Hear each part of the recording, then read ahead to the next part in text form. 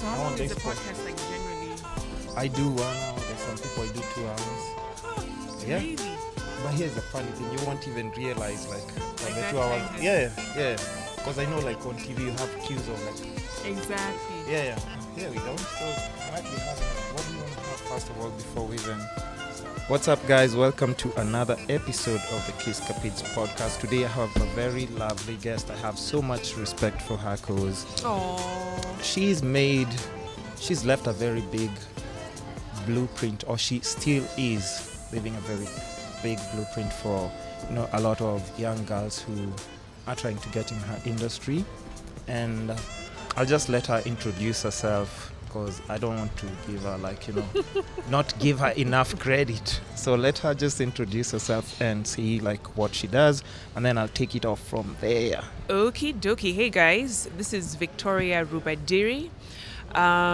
Really excited to be here. A bit nervous because I'm always on the other side of this, asking the questions. So I am a journalist. News anchor at Citizen TV. I anchor the weekend broadcasts. And I'm a mom. I'm a youth mentor.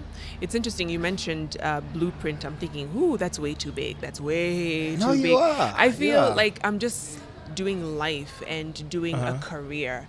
And if someone is inspired along the way, wonderful. Yeah. But I just feel like I never set out to do this or get into this industry really to be a role model or an example at all, because I feel like I'm just getting started.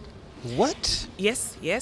And because I compare myself to other individuals who have gone well before me and have done amazing work in this industry globally, and I feel like I'm not even at 0.000001% of where they're at. But it's okay. That's so funny because like a lot of people, I'm just guessing, like, maybe if you imagine like girls who are in campus or just even like just young people who like watch you every single day on the news, they wouldn't expect you to say something like that because they're like, yo, she has an amazing career. We see her every day. And if I was to get a job, I'd want to have a job like hers. I mean, it's really encouraging to hear that, and it really ramps up the pressure on me because I'm thinking, whew, okay. But I still feel like I need to do more. It's funny because today in the gym, a young lady just comes up in the locker room and she's like, hey, my name is so-and-so, and I'm really inspired by you. I just need advice. Like, it was there you go. I was bombarded. I'm like, and that's what I'm talking about. Yeah, and I really just kind of gave her what I felt would be of help to her, but I'm like, but why? Why me? I'll tell you why. Because if you think about it, like right now, it's not like how it used to be probably like 10, 15 years ago that, once you finish campus, it's a guarantee you're having like a job. Now you can have like all the skills and everything, but still everybody's just complaining about the job market. And for journalists, it's even getting harder because more graduates are coming out like USIU, Daystar, we have all these multimedia universities and stuff, and it just seems like there's no like just place for all of them. They can't be absorbed. The industry, as much as we have, quite a number of stations and networks out there, it's still very small. Even in terms of the reporters out there, the people who consider themselves names and brands, it's still quite small because you have the same faces more or less who are out there. And so you have a lot of young people who are frustrated, you're right, thinking, where do I fit? Where do I even get started? And funny, and this is what I was telling the other young lady this morning, is you're finding digital is opening up a lot of opportunities outside of mainstream that can be a good starting point to eventually get you into mainstream. And we've seen people do that even in local space, who have started a blog and from there been very consistent. And they catch the eye of some mainstream radio station or TV station. And next thing you know, bam, they're there because of their commitment to something that was their own in terms of a creative project or something and like that's that. very interesting because the next question would be Do you think personal branding is more important right now? Because, like, let's say if you're on TV, it just means if you have already like that social media following, that it kind of guarantees slightly more viewership than what the station is used to, because you have a following already, right? And digital already has been snatching like away viewerships from like the usual TV that if you were to compare like 10 years ago, definitely it's grabbed quite a few people from telly to actually now go to YouTube, because you have like this personal relationship with this person and you just prefer like to hear them talk about something, or even if it's a commentary. Absolutely. I feel digital is it important? It's very important. It's disrupted how we view being on TV, how we view being a media personality, because it's social media is like the great equalizer, where everyone and anyone can come on regardless of your background, and you have a voice. You can be a media house on your own. And because of that new dynamic, you're finding a lot of people in mainstream thinking, oh, you know what? I can't be up here. I'm no longer up here. I have to now kind of open up a bit more of my life, who I am, in this space, which is a bit vulnerable, but people like it. It's endearing. Brings more connection. It brings more connection, and they feel, oh, I want to know who you are outside of, you're not that robot who's reading off of a teleprompter.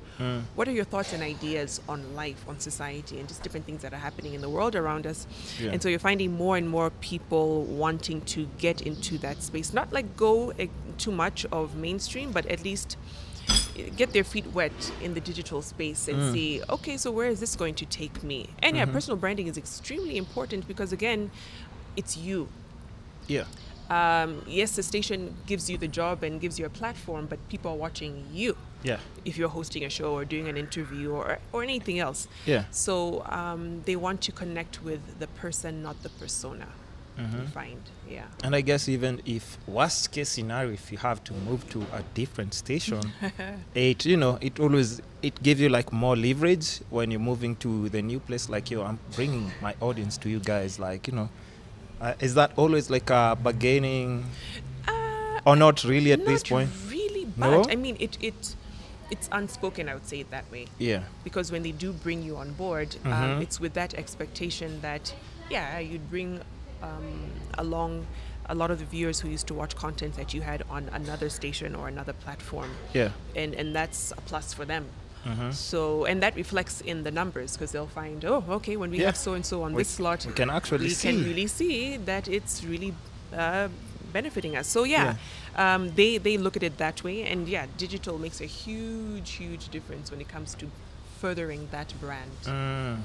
Okay, now just let's just backpedal a bit, and like, did you study this, or is it something that you actually like just did something online and actually caught people's attention? Like, is that something that you did, or because I don't know the history, but because there's so many ways that people now get into media. So is it something that you went to school and studied? So it's something that I did study, in Kenya or abroad. I went to Temple University in Philadelphia, and I did broadcast journalism there. Wait, did you grow up in Kenya? I grew up in Kenya up until I was 10. And then moved to the US and spent a good 14 years there. Oh, wow. And then came back. But do you think it's like an advantage when you come back? Because, like everything there is so complex, and then there are systems that are in place and everything. And if it's digital or just broadcast in general, like they're way ahead of us. Or how would you say it is? Because, you've had that experience. I feel, yes, they are. It's a lot pacier, structured, like you said. And so as a result, things move very quickly, and you can almost lose yourself in it, because you're wondering, oh, okay, how do I even get my name out there? It was very, very competitive. It was crazy. I mean, the people I was graduating with, I'm thinking, what? And then I graduated at the height of the recession, so the job market was terrible. And that's also what informed my decision to come back home. And just look at the media market here and see what opportunities existed. Granted, it's very different. It moves a lot slower. The news cycle is not a 24-hour news cycle here as it is in the US, so the pressure is not as much.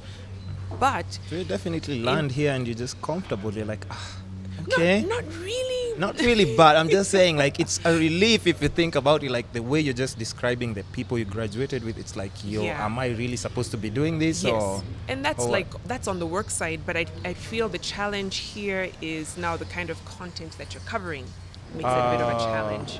Culturally, politics is very, very different. Yeah. There's a lot of nuances that you have to kind of be awakened to when covering just what's happening in Kenya.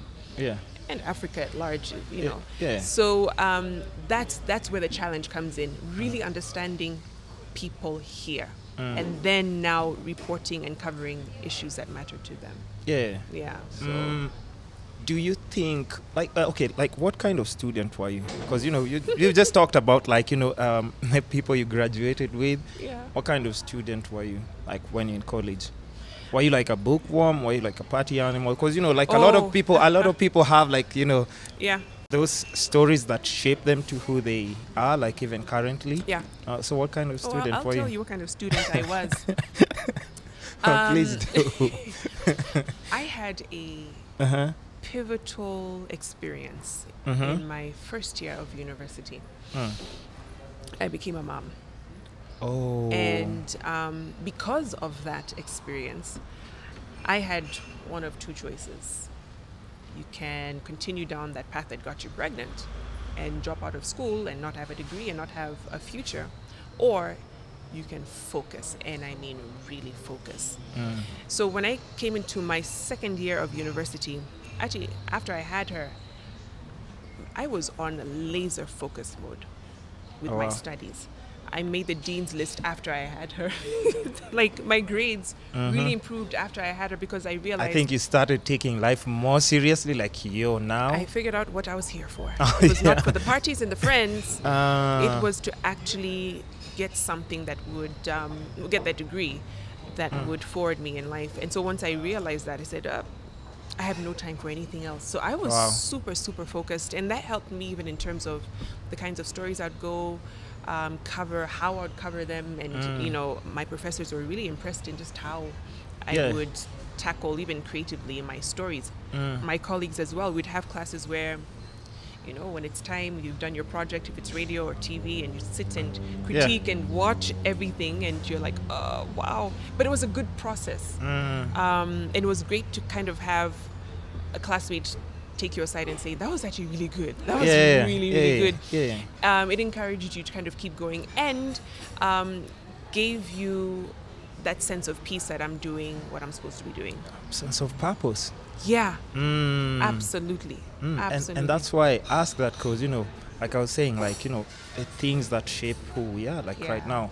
And even now I'm guessing, like, just the way you've said, when you're covering certain things, like there's so many things that come to play apart from how somebody else who's just in a different position and situation, like just would handle it. Yeah. So just for that happened on your first year when you got the kid? Yeah. Okay. And is there something, so you basically were not prepared? No. You didn't know anything about motherhood? Absolutely nothing. But how do you handle that? Were you staying with your folks? Yes. They stay in the States? They stayed in the States. So this is the thing. I stayed in a different state than where I went to school. So I would have to commute. So we stayed in New Jersey, and I would have to commute an hour and a half by train to Philadelphia. Every day? Every day. Do my classes, come back, study, try to breastfeed my daughter, but I was so stressed I couldn't even do that. Wake up super early in the morning again, do it all over. So I think for me, when I saw how much I had to put in just to lead a normal life at 18, 19, I said, I can't. Oh, this was at 18? Yes. Wow. I said, I cannot make this my reality moving forward. Like when I'm 30, this cannot be me. Let me struggle now. Now, so that, you know, because I'm not going to struggle later on in life. When I have less energy. And I'm sure, like, right now, you're like, I'm glad, like, I actually even, like, you know, maybe had my baby at this age, because now... Well, yeah, does it make sense? She's a teenager now. And wait, what? How old? 14 years. I know. She's 14 People years. look at me and her and they're thinking, that's your sister. No, that's There's insane. no way that's your child. Yeah. Is she at that stage where now she doesn't like mommy anymore? She's trying to be a rebel? She adores me. She adores me. Hey, that's what they all parents say. And then it's like, oh, what happened? It just gets to that stage. And I mean, she's forming her own ideas of the world and her interests. She's super, super talented, and I admire her, and I'm wondering, who are you at times? Yeah. She's into the arts, music, acting. She's really good at that. That's sports amazing. As well. So I've kind of allowed her to follow those passions and just see where they take her. Yeah. She loves books. She loves to read. Because at this day and age, you have to be open-minded to, because I don't think there's an exact formula like there used to be, like back in the day, and now just things are just constantly changing like super fast. Now, when that happened, like, were your parents supportive, or did you have to do like extra jobs to make ends meet? Because now you have like something extra, and I know how in the States people do like crazy 6 or 7 jobs because you can actually do all. Exactly. They were a great support to me. Amazing. I got to at least stay home and not pay rent because I was there. Didn't I love that? I know, right? and my mom was so instrumental in really also helping raise my daughter as well. So even while I was in school, yes, I would be there every single day, but my mom would be there most of the day and make sure that she got what she needed. And that's a huge reason as to why my daughter is who she is today and now.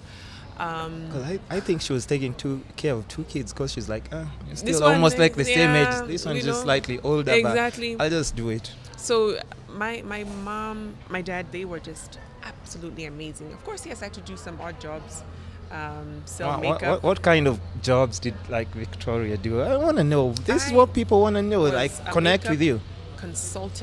Makeup consultant. Yeah, and so I would sell makeup and skincare to people. Really? I would do that whole very awkward thing of, hi, my name is Victoria.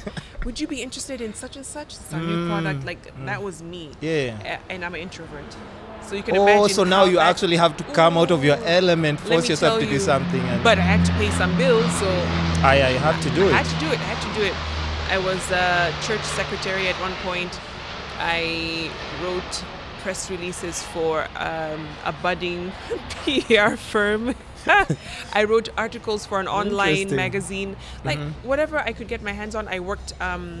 This was in high school. Yeah. At it was like a mailing company. Yeah. Yeah. So I did that as well.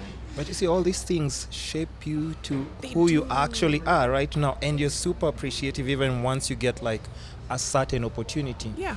And I'm guessing, like, I don't know how, if you've noticed this, because like in Kenya, the whole system is slightly different.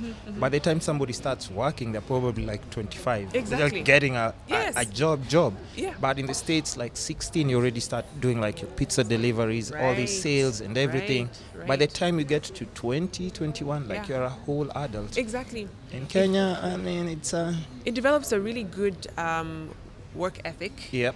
In someone when you're that young and having to learn how to manage money. Of course, you're tempted to go buy things that sneakers and to do the latest whatever. Yeah. But it makes you think, wait, this money comes in, it goes out. How am I spending it? How can I even save? And you find a lot of young people in the States would save towards a car, or some way more responsible ones would save towards their college education. Oh, wow. Yeah. Or of course just being extra income for their household as well. But yes, a majority of them are just looking to just buy new tech, Apple products and everything. I earned it. I worked for this money. Yeah. Okay, now if we're talking about you just being there in the States and everything, well, let's just go to the transformation. Now you've been in the States for like 14 years. Yeah. And what like made you come back to Kenya? Yes, I know you're talking about like that whole competitive and everything. You don't think like you can grow from like a career. A lot of people that I've had maybe in the podcast, they say that it's really hard to grow or feel like you're actually doing something because it's all like it's just super competitive. You can't even... Very.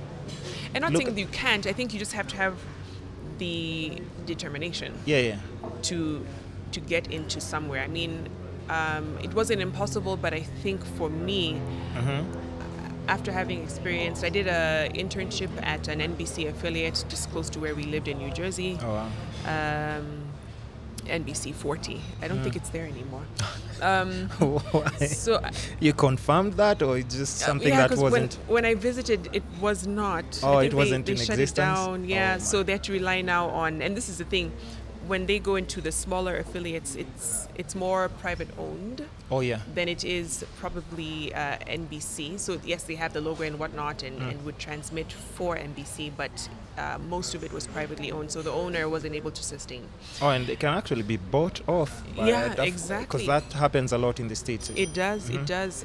So they had to now rely on the Philadelphia market, which actually is the fourth largest media market in the U.S. Oh, wow. So I could have gotten a job in one of the Philly affiliates. Yeah. And just grown and built my career from there. Yes, that's definitely possible. But I felt in terms of getting there faster, it probably would be easier to do it from here. Yeah. With the training that I got there. Yeah, because super advanced and you already know how to do like a lot of things. Exactly. So I just felt, let me just try my hand at this and see where it goes. And of course got my start at Capital FM. Oh, that's where you started off? Started at Capital. I was a business reporter, then moved up to being the business presenter, and then moved up to being main news presenter, and then pioneered their online TV news. And actually from there is where NTV... They noticed like, oh, okay. Who is that? Who's that? Yeah. We need that person. And then how do you have like that conversation when another company goes, just, it comes with growth. Yeah. Like, people notice you, they're like, yo, we want to have you on our company. How does that conversation go? Like, do you just write like, what do you call it? This letter? Resignation letter? Or do you just go and talk to that person who actually gave you this opportunity and like, yo, I've served my time and this is a great opportunity for me? Do they like, cause I think throughout your career people have seen you like, move from a certain position to a certain position, and it's all growth, but how's that conversation like? Cause is it like poaching? They just tell you like, yo, we'll give you 5 times your salary. And then you're like, yeah, says. Well, there's a lot of thought that has to go into it. Yes, people move for money. Yeah. Or they move to a slightly bigger platform, or they move because they feel, I need to slow down a bit. Because sometimes you feel like the move is always to something bigger, faster, more money. No, sometimes you just want to slow it down a bit. Yeah. So, you'd have a discussion with the person who's approached you and kind of see what it is they'd want you to do, because sometimes it may not be a good fit for you. And then once you've agreed on terms and your deliverables, and you come back to your current employer and have that very, very difficult and this is where you tell them like, please have a seat. And it's like, yo, what's happening here? What's happening? When HR sees you coming with a letter in hand, you're like, I'm out to lunch. Like, I'm not here. I'm not. They just know what's going to happen. They know what's going to happen. And it's always difficult because they don't want to let you go. Yeah. And that's one good sign for anyone who is in that space where you're transitioning into something else. Yeah. Anytime your current employer is really, they can be really upset, like, why are you leaving us? Or trying to find ways of retaining you. Yeah. That should be a good sign to you. Yeah, because that you did what you're supposed to be doing there. Yeah. Because if they said, "Oh yeah, go ahead," hey, you should be really, maybe really you should be worried, because even where you're going, they'll be like, "Hey, okay." Exactly. Yeah. Yeah, but also try to leave on good terms as well. Don't try and burn bridges. Yeah. Because you never know. Again, this industry is very small. You could especially find like in Kenya, back. right? Yeah. Could find yourself right back to where you had left. So. Okay. Now, since we're still on that discussion, do you think, just from your background and how you studied and everything, do you think the local institutions are doing a good job of just, teaching like these kids who are just coming from like college and uni I think into the job market? Are they preparing them the right way? Because like even from what you mentioned, like, you said like, just coming from New Jersey or Philadelphia, like, you could already see that it's going to be slightly easier for you to get into the market and grow. Do you think the institutions are doing a good job of just prepping the students for the current job market that people are already saying like, we don't have jobs?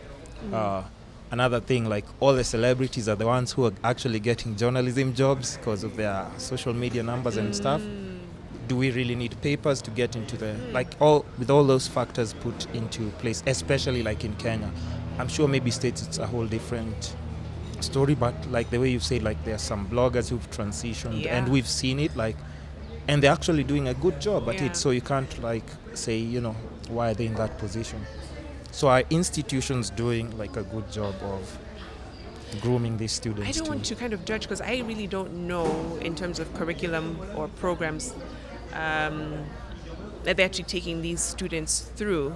I can only speak from maybe the standpoint of when they come on as interns and you interact with them in the newsroom and get a sense of maybe their writing skills, how they express themselves. People skills. Exactly. Yeah. I would say it could be, it's probably two-pronged, where there's the training aspect and then there's also the initiative that you put in. Selfdrive? Yeah. Like, you have to have that. You have to want to know what's happening in the world on your own, not because it's an assignment. Yeah. You have to improve your writing skills on your own, not because the professor says, tweak this, change that. No, take it back. So there has to be some self-motivation to improve. Improve how you enunciate words and pronounce them, how you deliver. Because I find they rely a lot on, I went through this program, I went through this class, so that should be enough. No, because again, in the media, it's about you. Yeah, and you as a person. Just one thing, just sorry to interrupt you, but just one thing that, like, I've had discussion with a lot of established people in different careers, and, they kind of have like the same kind of opinion. And a lot of people who've been overseas, they always have like that kind of same like chain of thought, because they're like, listen, it's not even about just the skill anymore. Like, people need to see that self-drive.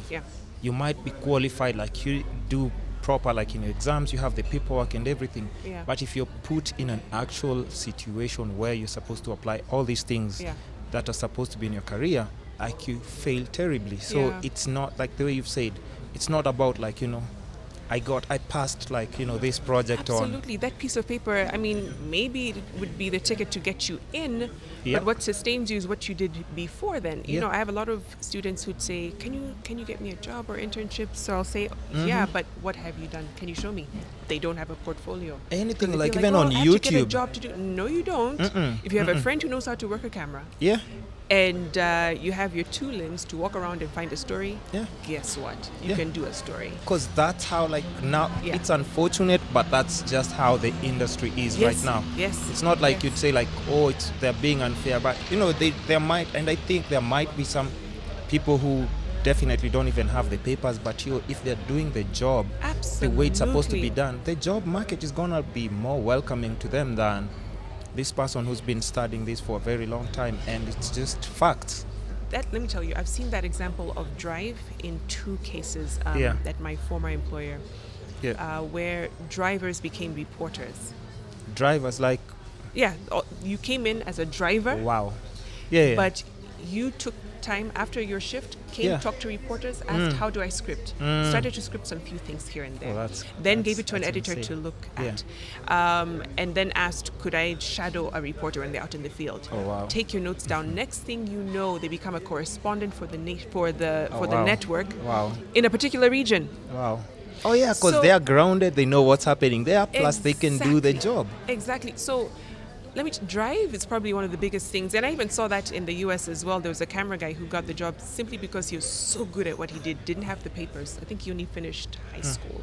Wow. They didn't care because he knew how to work a camera. Yeah, he could get everything done. Yeah, not to say that you don't go to university. No, we're not saying that. But have a value add. It's a plus. Yeah. It's a plus because now even like your employer sees the way you've said, like, when you're coming to hand in that resignation letter, you'd want them to be like, yo, please, should we increase your salary?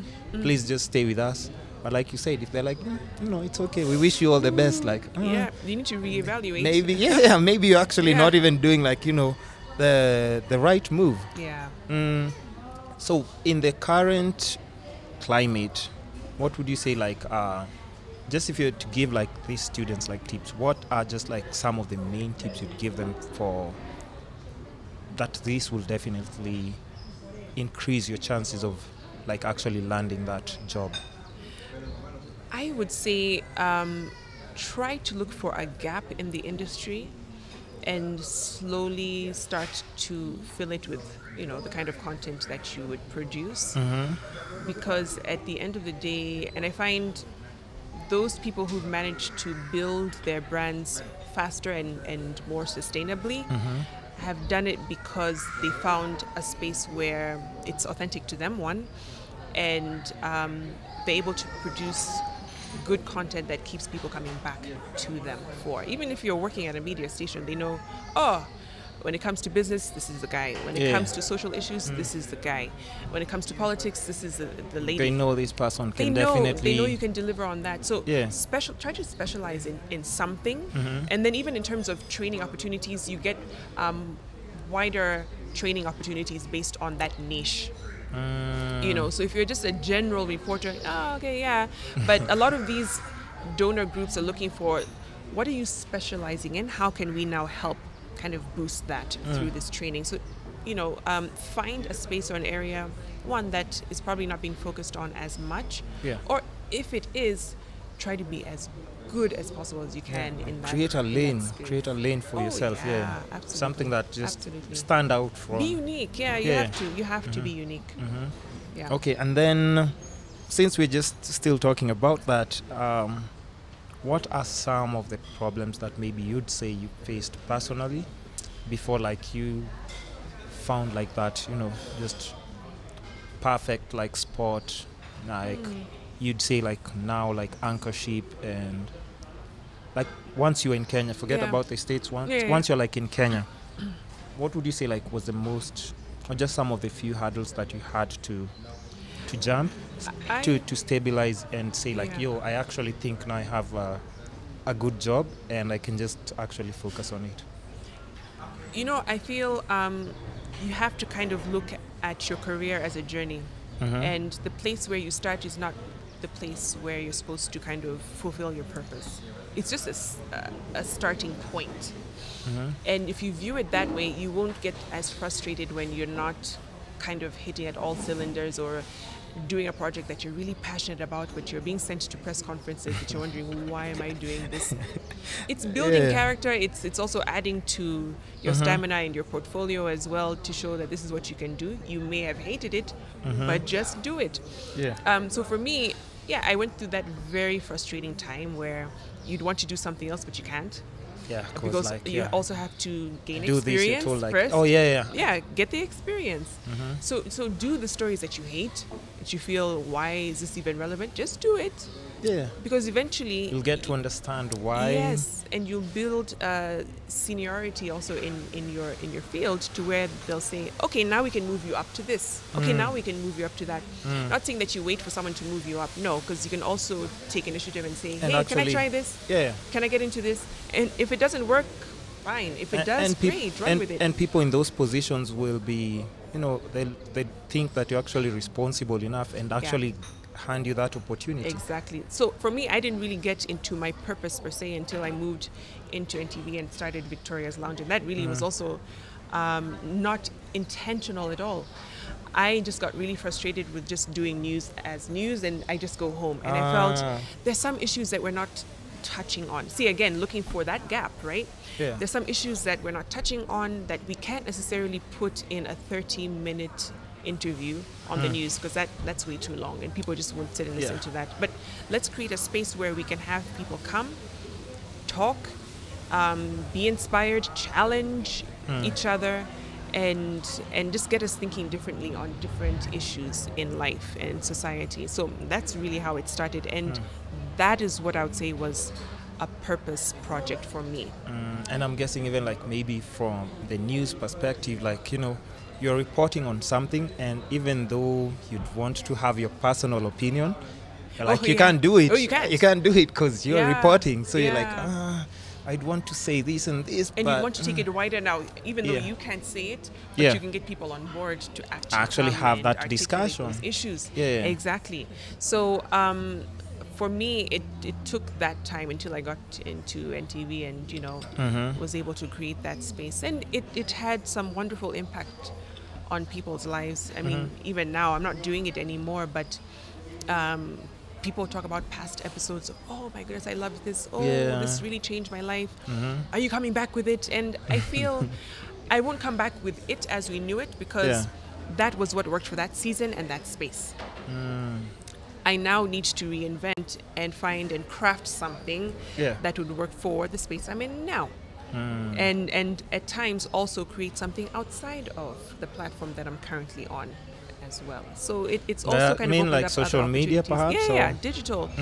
And bring those conversations there as well. So it's not just limited. And you're in control of all the creative process and like just your ideas into play. Exactly. Okay, very interesting. Did you, just in your whole career process and just, you know, the steps and everything, did you ever come across any rejection? Like, you know, I'm like, there are some places that maybe you applied and, you know, like they're like, you know what? You just get like straight up no's, like, you know, or no responses and everything. And how do you deal with that? Because even like right now in the current like just day and age, like, you know, you see a lot of kids going into depression and stuff. They really don't know how to handle rejection. I've applied here, and even like these people who you've just talked about, like somebody comes to you and says like, you know what, I really want, is there a way you can hook me up with an internship here and there? But you, with your experience, you can definitely know, like, you know, you're not ready, and you're just trying to put it in a polite way maybe. And exactly. So I mean, did you ever handle like just... I did. When I first got back and was looking for work, put my CV in pretty much every media house out there, and even went on some interviews, and they're like, no, we don't need you right now. I don't know what they had thought. I really wish I could go back and ask them, like, what did you think at that time? When you saw me, what did you think? And not in a bad way, but just... I just want to know. I just want to know, It could also be of help to someone out there. And one of the places that I worked, I went there first and had to sit down with one of the bosses there. And a few years later, we met again, and he was like, this is coming full circle. Do you remember when you were in my office? And I'm like, what? Yeah. You know, so just because you had that initial rejection does not mean you won't reach your destiny. Does not mean you won't eventually work where you said you'd want to, your dream job, or get to work on a project that you've always felt that this would actually make my career. The route might be different. It will be totally different from mine. When I look at my other colleagues and I hear their stories of how they grew to where they are, totally different from mine. Completely different. There's a whole point as to why that is. It's because everyone coming in will have a different path, a different experience, and that brings just a richer experience into the industry, because we all have our different takes on, you know, what we bring. To the table. So and then you don't always have to study broadcast journalism, or there's so many other things. I have colleagues who are lawyers and teachers and nurses by profession, came in and they're killing it, you know. So it has nothing to do with how you trained. It has everything to do with your passion for telling a story and telling it well. But that brings me to the other question, like, you know, like how did you just cope with the rejection? Like, you know, do you go talk to your friends, your mom, or just who helps you get through this? Yeah, I was really frustrated. Because I'm just guessing if you're alone, it can really get in your head. And you might even just start thinking like, okay, maybe I'm not supposed to. Have you ever had like those situations where you had like just self-doubt, like, I know I've studied this, but I don't feel like... Yeah, am I supposed to be doing this? And for me, the frustration was much, much higher because I needed a job to provide for my daughter. So it wasn't just... And you've already moved, like... And I'd already moved to, I'm saying a new country. It's home. But for me, it was like a new country, because I had to settle into a culture that I really didn't know. So there was that. And for me, I'm the kind of person who likes to offload right when I can, because when I bottle it up and hold it in, it can explode later on someone. They're like, what happened? So I decided to, every time I'd have, a day where there was no response or rejection, I would talk it out with the family and just kind of figure out how to muster up the courage and go back again tomorrow and try to find someone else who would listen. But it was tough. And then times you're thinking, should I just go back? Is it worth it? Is it worth it just staying here, or should I just go back to, Just go back and try it out there. So there was a lot of frustration, but I feel if you just kind of sit in, assess the situation and realize this is not the end-all be-all. This is just part of the journey. This is just part of the story. I have to go through this to get to what I eventually want. And it might take some time, more than I'd want to give, but you'll eventually get there. And I think for me, just kind of having that hope of, no, I'm going to have a good career. No, I'm going to make a difference. And I think for me, knowing that I wasn't coming in to be famous, I was coming in to have impact. And that's different from what people are going for in the country, if you've noticed. I mean, because I'm sure I've had there people who like just walk in and to a place or institution or these companies, and they're like even ready to work for free as long as their face is on the screen. So. Well, but I'm just saying, there's perks that come with being on screen, but that's not it. I mean, you'll find a lot of people later on in their careers will tell you, being on air means absolutely nothing to me. It's the work I'm able to do maybe as a result of it that will impact someone's life, or maybe a story that we are able to do to change people's thinking on something, or even generate policy out of it.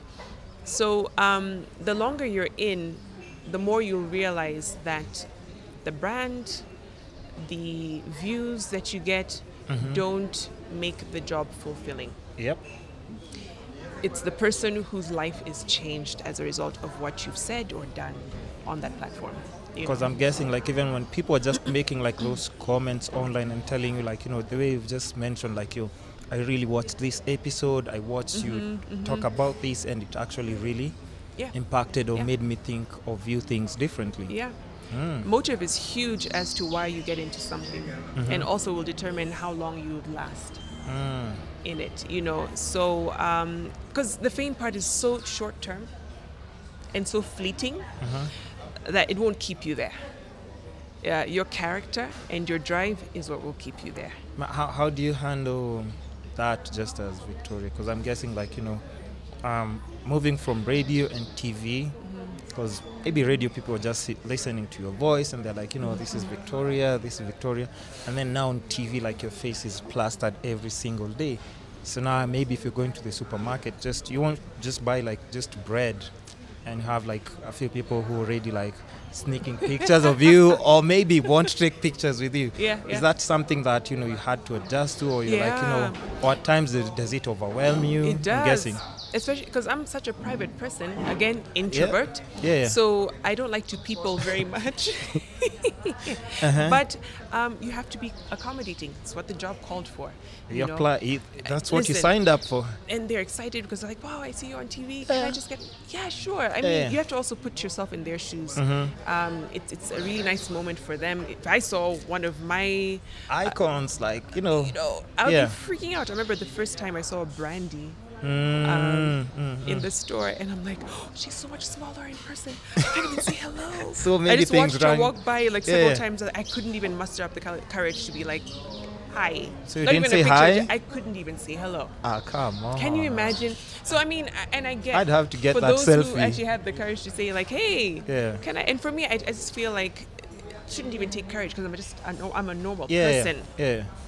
Just who happens to have a job that's very public.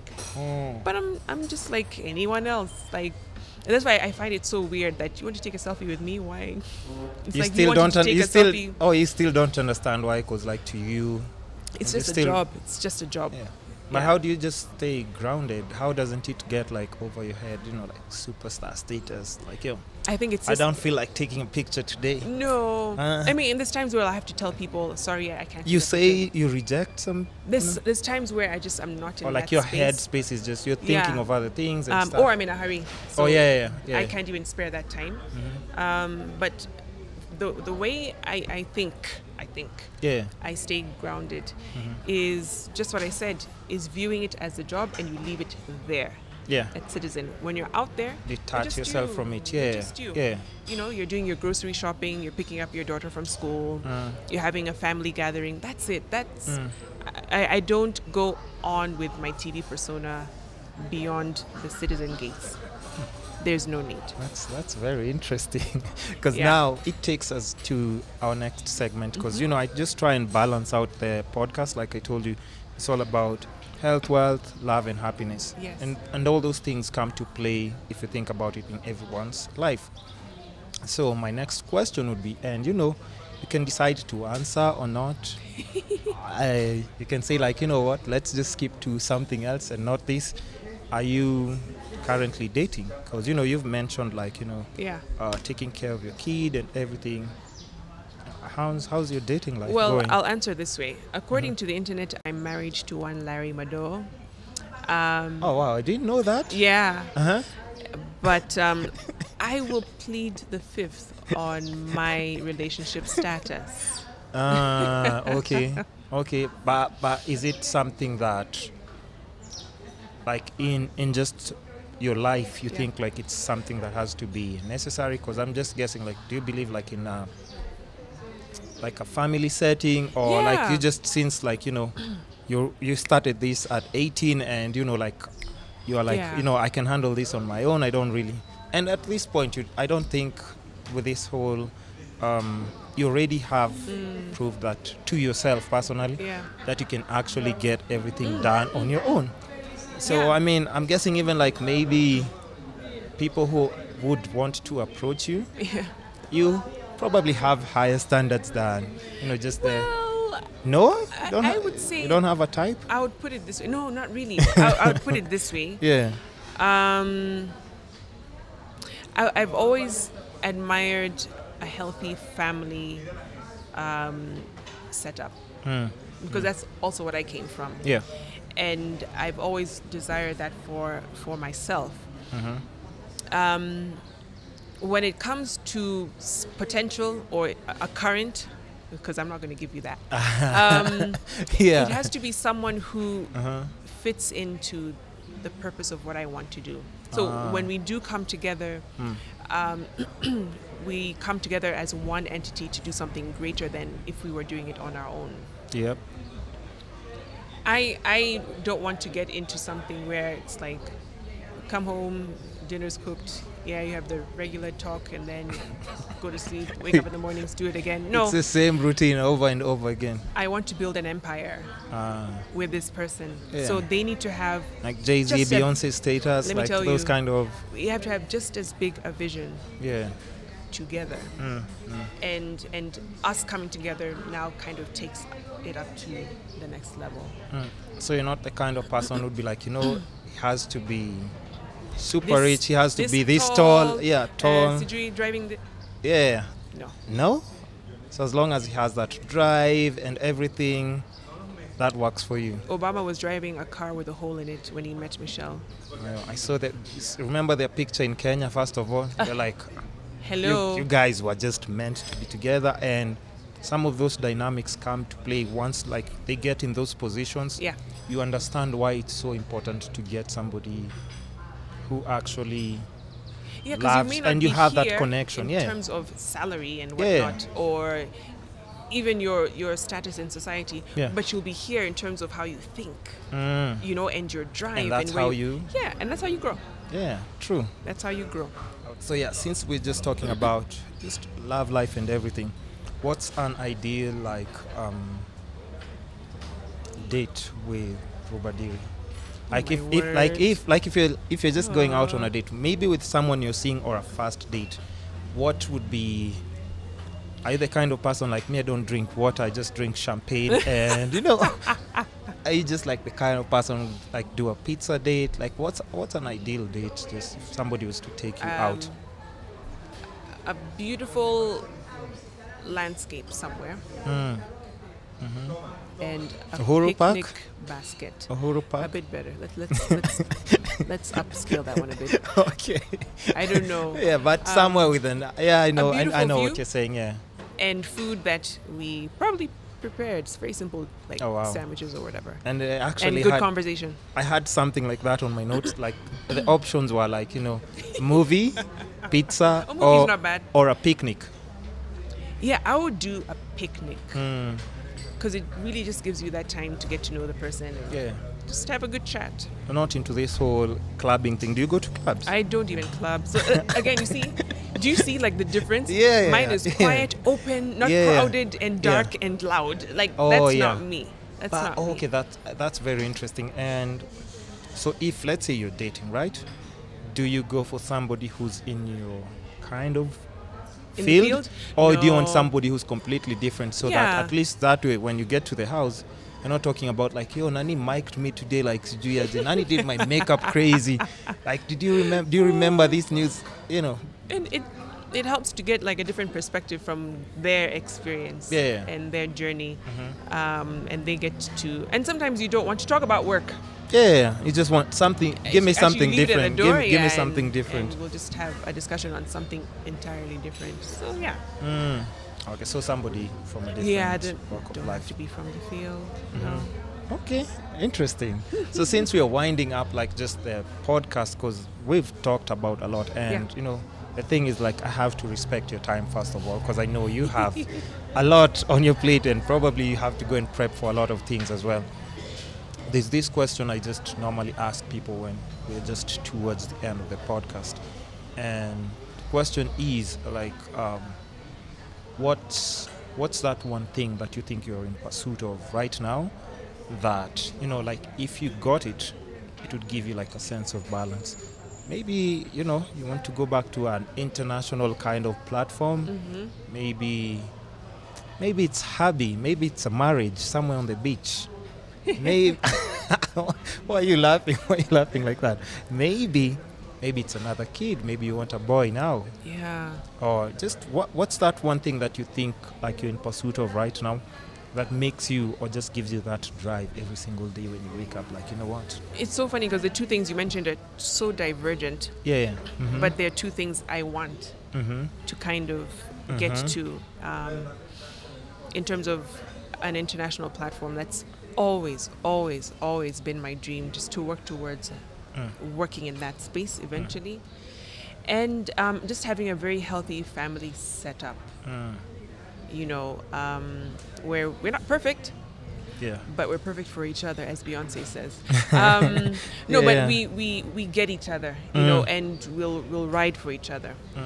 So yeah, for me, it's just having a really healthy, happy family setup, and eventually having that experience of working in the international media space. Yeah. And you see, that's something that was actually in my notes. I was like, maybe. Yeah, it was. Look at that. I'm just thinking, like, you know, because what's like your projection after like what you're currently doing? What are you working towards next? Yes. So that has to be it. Yeah. Okay, interesting. I think we've like covered like so much in like all my notes and everything that I had to ask you, and maybe just one last one. Just one last one before I let you go. What does being like just a Kenyan woman like right now in 2019 just mean to you? like just being like that person who can be like a voice for younger women, or just to you? What does it mean? Yeah. I think, wow, the word that comes to mind is responsibility. To be responsible with my words, with my actions. Because by virtue of being where I am, I have a duty to lead a life, not saying being perfect, but one that is an example, one that a young lady would want to emulate, one that goes against the grain of the general perception that people have of women in the media. Oh yeah, and that's why I've asked that, because because it goes hand in hand with like just social media and what people say about like just the women they see on these platforms. So that's why I've just asked that question. I mean, so I think being and also being authentic and true to yourself, because like you said, a lot can be said on social media that is false. And I think what speaks loudest is how you live your life. Your life would speak to counter those falsities that are being peddled on social media. So for me, it's just kind of living a life that's true to me, and living a life that I know I'm happy with. I don't have to hide or feel like, oh, I have to put this part somewhere. No, it's open for whoever wants to see, because I have nothing to hide. And just in the way I've led my life. Because the biggest person who I have a responsibility to, beyond the public and other young women, is my daughter. It's your daughter. It's your daughter. Because she sees everything that you do. Because I'm guessing if you're not a parent, it's slightly different. But if you have a kid, I mean, whatever you're doing, like, you have to understand, like, your kid will emulate. Oh, yes. Or aspire to be that. Yes. So, I mean, as much as you'd want to brush it off, like, no, I'm not anyone's, like, you still have a responsibility when you go back to your house. Absolutely. Nice. So I think that's it. I think we've touched on everything, and I can always call you back for another session, because like you've been like a really good sport, like even in just answering the questions. Like I was just rushing, checking my notes, and I'm like, we've actually covered like everything. Awesome. And the way you've just answered the questions is like feeding people with just the information they need. I hope so. Because that's why the podcast is there, and I really want like just to keep people like just get people more informed about all these different things, because social media is not helping right now, because it's like a lot of negative feed is what's getting like exposed, like to just comes to light, and that's what people are picking up on and discussing about. And in fact, since we are just wrapping up, I promise. Does social media like ever get to you? Do you ever like apart sometimes? Sometimes depends on the day. with the comments, or is it you comparing your life with others? Not like comparing. What? I would say maybe comments. The comments. I don't compare myself. Because I know I'm on my own journey. But sometimes just ignorant comments that would be you're like posted. I'm thinking, that's what you think of. I mean, and some warrant response, and some just don't. So it depends. It's a case by case. Do you ever go back and forth with people? No, I probably done it like once or twice, because it's not really block? me. No, I don't even block. Don't even block. No. Wow. Okay. Unless they were extremely abusive. But no, I don't block. No. Interesting. Okay. Nice. I guess like if you've listened to the podcast, like Victoria has really given you like everything. If there's anything that I haven't asked, definitely maybe in the next segment that I invite her to, and she's always welcome back. Thank you. I'm hoping you should do something similar, maybe. I am in the process. The process? Yeah. Okay. If you ever need advice on anything that you've seen going on here, I'll reach out. Who to call. You know who to call. So, where can people find you? And is there something that you have going on that you'd like to plug on the podcast? Ooh.